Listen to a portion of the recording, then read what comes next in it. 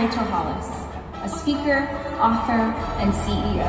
We've got Rachel Hollis in the house, who's got an incredible book.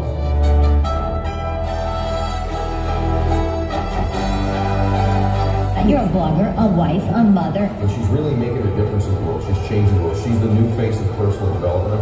I was an event planner for a real long time, so I feel super comfortable just making changes on the fly. And Rachel joins us now. You can do this, and I know that you can do this because I have done this. We say we want it, but success in any area is the difference between choosing what you want right now and what you want most. There's just not enough women in this space, and then one comes along and doesn't just kind of get into the space, but just literally dominates it.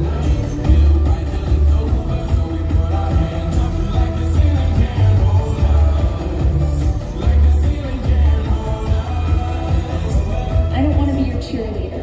A cheerleader roots for you no matter what you're doing. A coach says, I see something greater in you than you see in yourself, and I'm going to challenge you to bring it out.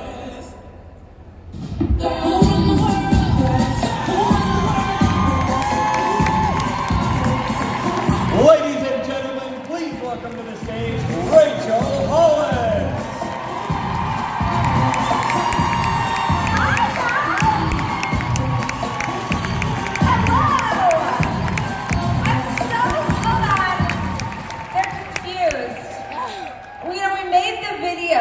Because just one time, I want to walk on stage and have an audience of people who understand what you're supposed to do when our queen, Beyonce, is singing, okay? So, when Beyonce is saying, "Who runs the world?"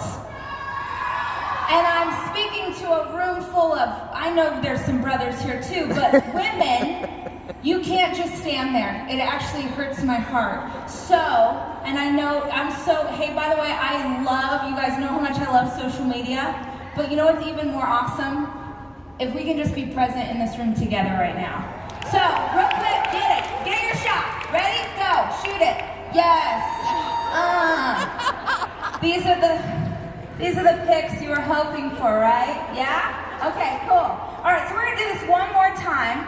I'm gonna ask the DJ to run it back. And then what I need you to do is I need you to pretend that you're at Cousin Crystal's wedding, okay?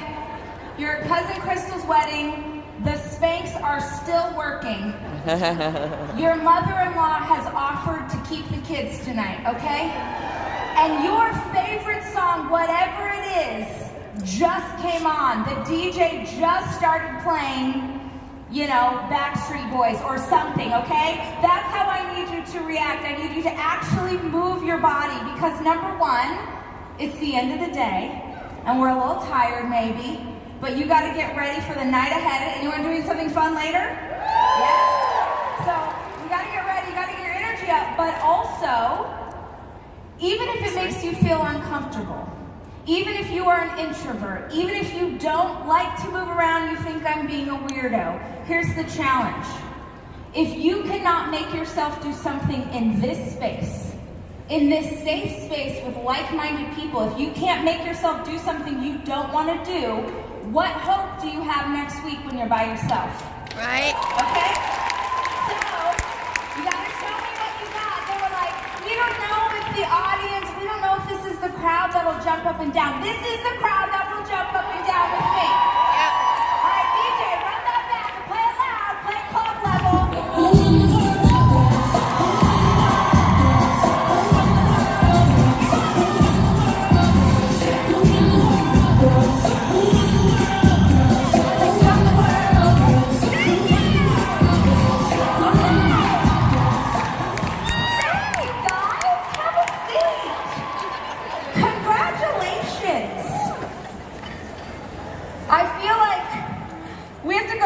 A couple of things right up front. Go ahead and look in this monitor. There's some static happening, okay? It's happening. I packed this in my suitcase and then I put it on. And I was like, well, you have two choices, Rach. You can either have static or you can have sweat stains in your pits. Choose. We're going with static, so go ahead and judge, but it's better than the alternative. All right, so I ask the same 3 things of every single audience that I get to speak to, and I'm gonna ask the same of you guys today. Is it possible, people who control the power here, God, is it possible to raise it so I could see the audience? Oh yes. You're so pretty. Does that bother you? Do you feel like the lights in your eyes? You okay? Third row? You good? Okay, good. So, I ask the same 3 things of every crowd that I get to speak to, and I'm gonna ask that of you guys today. The first thing that I'm gonna ask you to do is to show up in this space as your authentic self. And what I mean by that is oftentimes when we come into communities like this one, particularly communities that have a lot of women, is that we like to pretend. Not you guys, you would never do something like that. You would never pretend that your life was perfect. You would never pretend like you had it all together. You would never say that your business was doing better than it actually was. You would never do those things, I know.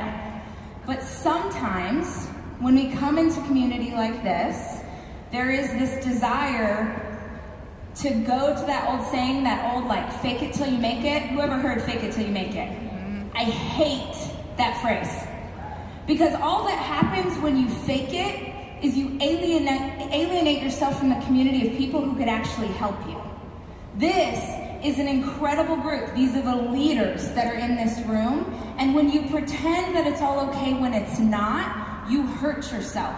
Who has a friend, like not a close friend, but maybe someone you went to like middle school with or high school with, and you're friends with them on Facebook, and they're always talking about how in love they are?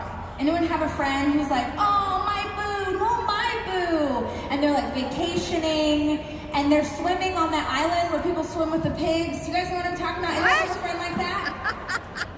And then they get divorced? Have you ever known anyone on social who pretended life was, here I am, here's my new car, here I am, here's my new house, here's all of these things, and then all of a sudden they're filing for bankruptcy? Anyone know what I'm talking about? Yep. Nobody knows what I'm talking about? Y'all live it. Thank you. Okay, so the problem with that is we are so busy pretending that we're swimming laps that nobody knows we're drowning. Nobody can throw you a rope if you don't tell them that you need it. So in this space, while you are here, in this time, while you are here at this event, and with me, I want you to show up as your authentic selves. Can you do that? Yep. Yes. The second thing I'm going to ask you to do, I can already tell that I need, okay? I need you to actually respond to me. Now we all come from different backgrounds, but I grew up as a Pentecostal preacher's daughter, okay? Which means that I grew up sitting in a congregation and having someone teach from a stage. And in my church, if you didn't respond to the pastor, you know, they thought you were dead, okay? So I need you to actually respond to me. So when I say, does anyone, know what that's like? I need you to raise your hand. Practice it right now. Practice. Oh, look how good you are. Look at that. All right, and then I'm like, hey, have you guys ever encountered that? I need you to audibly yell back at me. Yes, no, sometimes, right? All right, can you respond to me as I give this talk? Yeah. Thank you. The third thing that I need you to do is go all in. Meaning, I have 52 minutes left with you right now. And there is a chance that some of the stuff I will talk about or some of my sweet, sweet dance moves are gonna seem weird or awkward to you. And you're gonna already be judging, or you're already inside your head thinking of all the ways that this won't work or this doesn't apply to you. Save it for 53 minutes from now. The very first time I took my team to a conference, I said, guys, let's go all in. And when we leave here on Saturday, we can be like, oh, that speaker was the worst, or that thing was so weird, or the room was so hot, or whatever. But save it for Saturday, save it for later. While you're here, you are gonna get the most out of this time together if you just let yourself ask questions and not cast judgment. Can you do that? Yes. Awesome. So, One of the things that I think is so powerful at an event like this is the information that you get. Who is here for the very first time? Who is at leadership for the first time? Can we clap for people who are at leadership for the first time?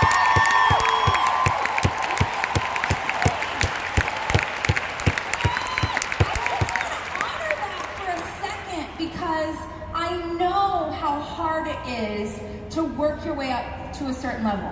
I know how hard it is to want, like how many of you who are here for the first time, like, or how many of you have this experience? You wanted to come to something like this for so long. You wanted to earn it, and then you finally got it, and you were like, yes, right? I feel like oftentimes we're so busy trying to get to the next thing, or trying to take care of the babies, or trying to deal with the bills. Sorry, my accent showed up. The bills. Trying to deal with the bills. We're so busy trying to do these things that we don't take a minute to stop and acknowledge where we are. So I just want to acknowledge those of you who have gotten to this for the very first time. I also want to acknowledge real quick, did anyone travel here and it was super scary to travel because you're traveling by yourself, or because you've never left home, or you've never left the kids, you had to tell your husband they were his kids too? Was anyone nervous about traveling? Yes, that is scary. So congratulations to you for that. So you come to these events and you get a ton of information, right? Like, they're gonna give you so much information, you're gonna go into breakouts, you're gonna learn all the different things. And I used to go to conferences like this and I would be so on fire. If you've come to something before, when you leave, are you just like, yes, right? Does anyone have someone at home who's like nervous about you coming back from this conference? Yes! That's Dave, man. He'd always be like, oh, please, just, what are you even gonna say, right? Because I'd be like, honey, we are selling our home and we build rockets now. That is what I learned at conference. So you leave these kind of things and you're so fired up, and then a week goes by, and you got babies, and you have bills, and you have stress, and you have responsibility, and you have school drop-off, and you have things that are due, and all of a sudden, the momentum that you had is lost. Who's ever experienced that? Mm-hmm. And you wonder, you're like, how in the world did I ever feel like I could take on the world? How did I feel like that? And so you trick yourself into thinking that you gotta come back, right? You trick yourself, and by the way, you should wanna come back. They're gonna throw awesome events. But don't lie to yourself that the only way to get pumped up and the only way to be motivated to do the job that you wanna do is by continuing to come to events that will feed it to you. Does that resonate? Yeah. So today, I wanna talk about what's going to throw you off. Because whenever I went to conferences, nobody said, hey, by the way, 3 Tuesdays from now, you're gonna look at someone else's business and it's gonna discourage you so hard you don't do work for the next month, right? If we don't talk about what might show up in our path, then our chances of actually doing the thing that we wanna do, our chances of staying on course diminish. So today, I don't wanna talk about the fun, rah-rah, here's the sales, that's awesome. They're gonna feed you with that. Right now, Mama's gonna give you some truth, okay? So, let's talk about the thing that most often throws people off in a community like this one. And here's what I want you to do. If I say a thing that applies to you, I want you to go, that's me. All right? Practice that. That's me. That's me. Yes, thank you. So, one of the number one things that will throw you off when you leave here is comparison. Comparison. Comparison, comparison, comparison. Because from the time that we were little, and by the way, I love that there are guys here. I'm mostly gonna talk to the ladies. We've been dealing with it for like 500 years. You can handle it for 50 minutes, okay? So, from the time we were little girls, from the time we were little girls, now I don't know, maybe you all grew up in school and you felt from the time that you were born until right now, you always fit in. You always feel like you look the right way, you dress the right way, you talk the right way. Me, not so much. When I was little, I had shark teeth, which is a really sweet way of describing the 2 rows of teeth. I had both top and bottom. Real attractive. My siblings came up with that nickname. There goes shark teeth. Thank you, guys. So I had baby teeth that were there and then just didn't want to leave, like in-laws who just don't want to leave town. And so my big girl teeth started growing in, and my baby teeth were like, we ain't leaving, girl. So I had 2, did anyone here have 2 rows of teeth? Wow. That guy, me and that guy. Shark week, right here, brother. So I had 2 rows of teeth. I played clarinet, and maybe you went to a school where playing 8th chair clarinet was cool. I did not. And my family struggled financially, so we bought clothes from the Goodwill, which also is a sure way to make sure the popular kids like you. They're like, I think that was my Aunt Linda's shirt that you're wearing. So I had all of these things that made me feel like an outsider. And from a very early age, I would look at the popular girls. I would look at the girls that I thought were pretty. I would look at the girls that felt like they had an easier life than me, and I would think, man, if only I could have those jeans. If only I could have that hair. If only I could have her orthodontist. If only I could have these things, then it'll be easier for me. And the thing is, y'all do that right now in life, but you also do it in business. Tell me, have you ever been in a situation where you're feeling nervous, you're feeling insecure, you're not really sure what you should do with your business next, and you decide to do some research? Meaning, I'm gonna go scroll Instagram for the next 3 hours and look to see how she's doing it or how they're doing it, so I know how I should be doing it. Anyone do that? Right? So there is this deep thing in us that says when we're unsure or when we're insecure about something, that we need to look outside of ourselves for the answers. And my best example of this in life is when I was a new mom. Who here has children? Where are the parents in the room? All right, a lot of you. Is anyone here pregnant for the first time? No. Okay, earmuffs. Just go ahead and put them on right like this. Okay, just turn. All right. I am so grateful to my soul that I was able to carry my children. I know so many women who would kill for that opportunity and never got it. I'm so grateful. That being said, I hated being pregnant. So did I. Woo! That's me. All cap letters, like my grandma typing on Facebook. All caps. Hated. And here's who hated being pregnant? Here's my favorite question. Who loved being pregnant? Boo! You ever seen that scene in The Princess Bride? Yes. Boo! That's me. I'm the witch. No, I love it. I have friends who are they just were earth mothers. They loved it. They would carry a stranger's baby. They just were, oh my gosh, pregnancy was awful. My husband's 6'4", I'm 5'2", we make giant babies. I also am an emotional eater, so I handle my pain through chicken strips. I just gained all the weight and I was so uncomfortable.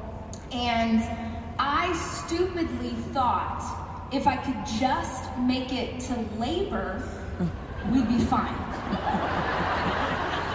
Rach, come on. I stupidly thought okay, just get the baby out of you, you're gonna be golden. First of all, my oldest son, 52 hours of back labor. 52! Have you ever heard those stories where an old man passes away and then every year on his wife's birthday, flowers show up because he arranged it with a florist? That's gonna be me. I'm gonna be gone to heaven and Jackson's still just gonna get like a card, 52. So I'm in labor and it's awful. And if you're, for my friend who's not familiar, someone, it just, it's like, have you ever seen those time-lapse photos of a rocket ship taking off? And it just destroys everything on the way out. You can tell I usually talk to audiences that are only women. Sorry. It's true. You know what I'm talking about, where like the fuselage flies off and they're like, well, we can never use that again. Same. Okay? And then they do not tell you, you don't know any of the things that are coming. Nobody tells you about the mesh underwear. You'll find out soon. It's gonna confuse you, but then you'll like them. I'm wearing some right now. It's fine. They don't tell you about the mesh underwear. They don't tell you about the squirt bottle. That's the one. The guys don't know what I'm talking about when I say mesh underwear, but they know the squirt bottle. They were like, oh, that was my job. Warm water only, okay? Warm. There's all these things. You're like, your body's like all crazy, and now you gotta take care of a human life, and it's so hard. And I like to tell people that about 6 weeks is when the wheels start to fall off after moving. Because the first few weeks, I mean, your mama's still in town, and she's making you casseroles that make you think you can do it. And you got endorphins and all that stuff going through you, but you're like, I got this.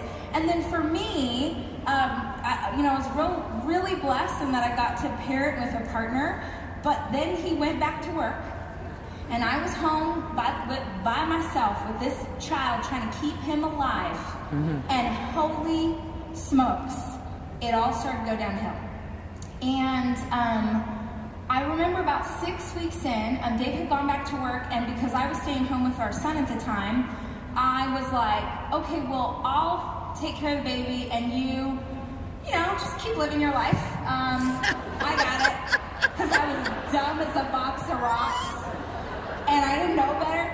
So I was really tired, and I remember one morning, Saturday morning, and he wakes up, and in my mind, I'm sure it didn't happen, I'm sure it didn't happen like this in real life, but in my mind, he stretches his little kitten paws. And he says, I'm tired. Have you ever seen that show Snapped? If you're not familiar, it's a show on television where seemingly normal people just snap and kill everybody. That was me, and I have never before or since had a moment where I was both laughing and crying simultaneously, like, and I lost my mind, and I was like, okay, all right, well, I hope you're prayed up, because you're about to meet Jesus tonight, because I'm going to strangle you with the cords of my breast pump, and then my mom is going to have to raise this baby. And you know what? I'm going to prison because I murdered my husband. You know what? In prison, lights out at 9 p.m. Am I right? I'm just saying. I lost my mind a little bit. And I can now look back and understand that I was exhausted and I was so unsure, and it's such a huge responsibility to be a mom. But at the time, I believed that the reason I felt nervous and the reason it was so hard for me was because I wasn't a good mom. I was so sure that I was failing, and so I thought, I know what I'm gonna do. I'm gonna go and see how other moms parent, and that's gonna tell me how I should do this. And in my day, we didn't have Instagram. New mama, if I had Instagram, just take it off your phone, just take it right off. But in my day, Pinterest was the thing. And I understand that Pinterest is still the thing, but 12 years ago, it was a really big deal. And anyone have like a 12-year-old-ish child? Anyone throw the like elaborate Pinterest birthday parties, and we had to hand sew the moccasins, and we had to remember the birthday crown phase? We had to make a birthday crown out of felt so we could be like British people. Anyone? We just want to be like Peppa Pig's family. That's all we're trying for. So I started to do research how other moms were doing it, and every single time I went and did research, all I saw were all the ways I was not measuring up. Because every single time you go on social media to find the answers, you are looking at a visual representation of someone's very best moment and comparing it to your very real life. How often do you go onto social to do research and leave feeling better?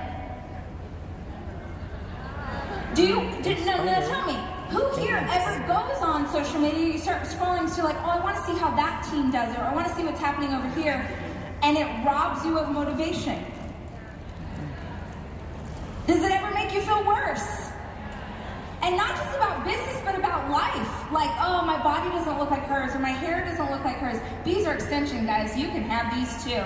I mean, I don't know how to do this. Someone else gave this to me. There are extensions. The thing is, you know, like when you go to post something on social, tell me, when you take, like, who posted a selfie or a picture while they were coming here or coming to conference? Yeah? Yeah? And when you posted it, did you make sure and just get real low? Do you make sure to do it in the dark so your skin looks super good? Yeah? No! You went up high, you put a hand on your hip, you bent over a little bit, 'cause that helps too, right? You took 9,000 photos to get that one. You filtered it. Filter. Some of you did a double filter. That's a thing. Some of you used Facetune. Don't lie to me. Your face does not look like that. You are not a doll. Your face does not look like that. So why is it that when you post something, you know the amount of effort that you go through? But when you see her post something, you assume, oh my gosh, Becky's killing it and I suck. Guys, comparison is the death of joy. Yeah, it is. The second that you start comparing your life to hers, your marriage to theirs, your relationship to those people, your business to that business, the second you start to compare, you take all of the wind out of your sails. Yep. So why do you do it? Like literally, shout it out at me. What drives you to go get on the computer, to go get on social and be like, I'm just gonna real quick check and see what's happening. And dude, I know this is a space where everyone's supposed to be perfect and we're not supposed to ever admit that we look at the, oh, we're not competitors, we're all a fan. I know. But be honest with me right now. Why do you do it? Shout it out. What drives you there? Fear? Fear of what? Fear of failure. Who said that? Yes, ma'am. Fear of failure. And then how does looking at her success keep you from failing? Yeah, I'm talking to you, sis, who raised your hand. I got it. Yep, me and you. Right now, we're in a conversation. Yep. How does, you said, fear of failure is what drives you to look. So how does looking at what someone else is doing in their life make you more successful? Gut reaction. What's the first thing you think of? What? What they have is what I want. Does anyone ever do that? What they have is what I want. So you're like, I gotta go see it, because if I can't see it, I don't know what it is that I want? Partially, she says. And I appreciate you being honest and I appreciate you answering, because when we do this, people in the room hear themselves. And what I want us to do is speak the things we think in our heads. I want to speak them out loud. Because y'all, when you speak them out loud, then other people around you could be like, what? That's nuts. Do you know where it is you want to go in life? With your business, with yourself, with your family, with everything. You know where you want to go. So then you don't actually need to see what she's doing in order to know where you're going. So she wants to get there now instead of 5 years from now. Okay, we're gonna go on a quick tangent. What's your name? Katie? Thank you so much, Katie. Everyone give it up for Katie.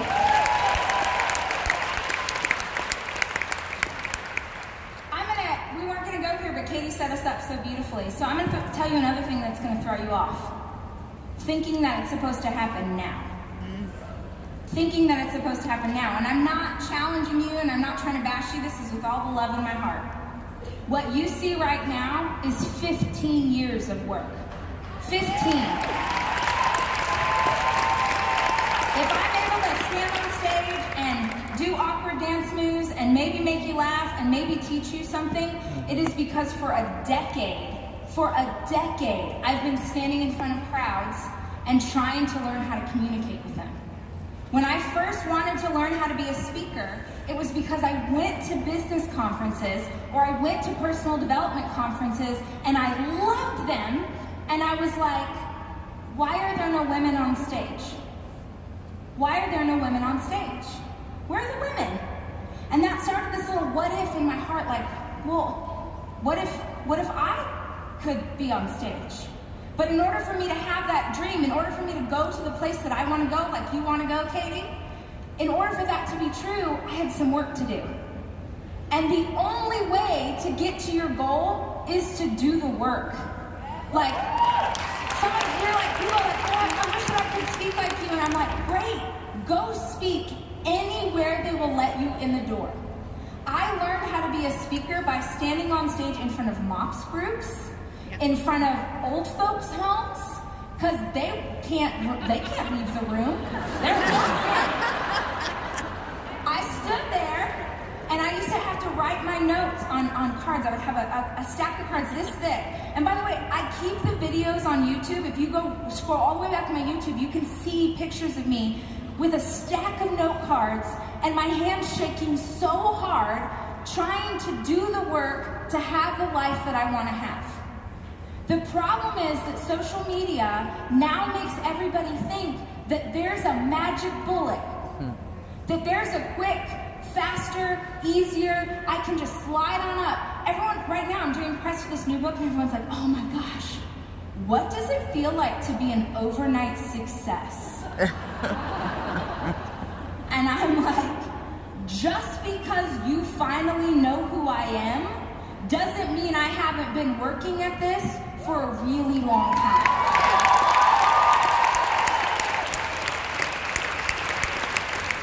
I love the reminder that there isn't a fast pass here.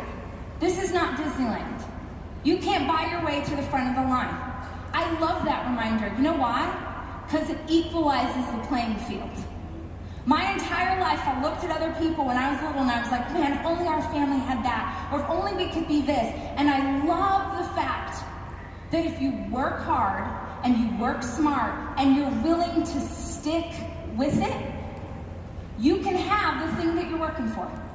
You can have the business, you can have the relationship, you can have the family, you can have the health, you can have living debt-free, you can have whatever it looks like in your life if you're willing to stick with it.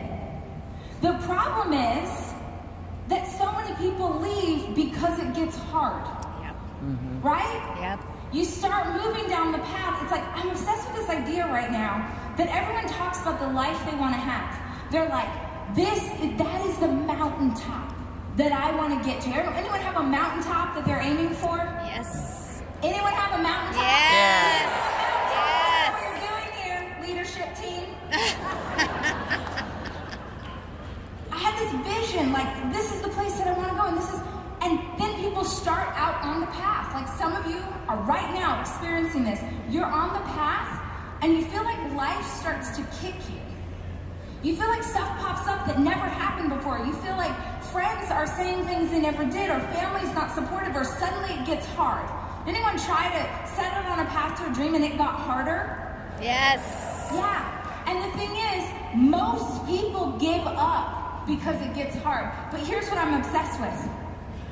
The valley that you're walking through, this valley of pain, this valley of trauma, this valley of hardship, this valley of life kicking you, this valley is what you need to walk through to get the strength to get to the top of the mountain. That's right. You keep saying, this is what I want life's like, okay, well sis, in order to have that, these are the muscles that you're gonna need. Yep. This is the skin that needs to be thick enough. This is the shoulders that have to be strong enough to carry this much responsibility. Life's like, you want it? I'll give it to you. But you start getting kicked and you think that that means that you're not supposed to do this, when in reality, that was the only way to get to what you wanted.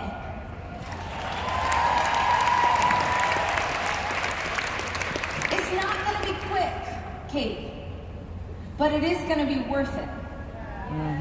It's not gonna be quick, and it's not gonna be easy, and it's maybe not even gonna be with support of people that you wish would be supportive of you.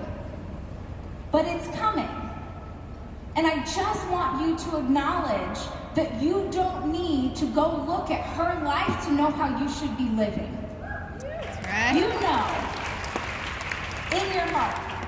And the second that you start to look outside yourself, you rob yourself of joy. Do you understand? Yep. All right. The second, well, okay, I did two. So I'm gonna say the third thing that's gonna throw you off is the voice in your head. We all know the one, right? Who has a voice in their head telling them all the things? This is why you're this is why you're that, this is why you're not smart enough, this is why you're not strong enough, this is why you're too young, this is why you're too old, right? We've had that voice probably since most of us were little. Guys, do you feel like you have a voice in your head, or is that just a special girl thing? Guy thing too, allegedly. The voice in their head is like, you're so powerful. You're so strong. Our voice is like, you're a terrible mother and everyone hates you. Here's the thing I would challenge you to do before you go back home, is I would love for you to create some space for yourself. Give yourself 20 minutes and open up a piece of paper and a journal. And I want you to write down what the voice in your head says. Don't question it. You can burn the paper when you're done so nobody ever has to see. Don't think about it. Just write everything.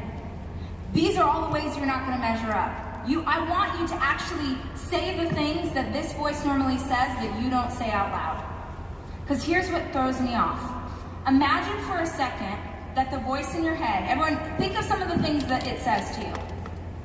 All the reasons, right? Can you shout them out at me? What are some of the things that the voice in your head says? You don't know enough. What else? Not good enough. What else? Not skinny enough. What else? You cannot do it. You're a bad mom. All of the things, right? And here's what freaks me out. Imagine the voice in your head. Think of all the things. Now give that voice a physical manifestation. If you had to imagine the voice in your head as a real person, think of what he or she would look like, right? I'll give you mine. Feel free to use her. Her name is Pam. She has Kate Gosselin's haircut from John and Kate Plus 8. Not Kate Gosselin now. Kate Gosselin when the show first started. You guys know what I'm talking about? Pam always wants to speak to the manager. She's always upset, right? She's that, you guys know who I'm talking about, right?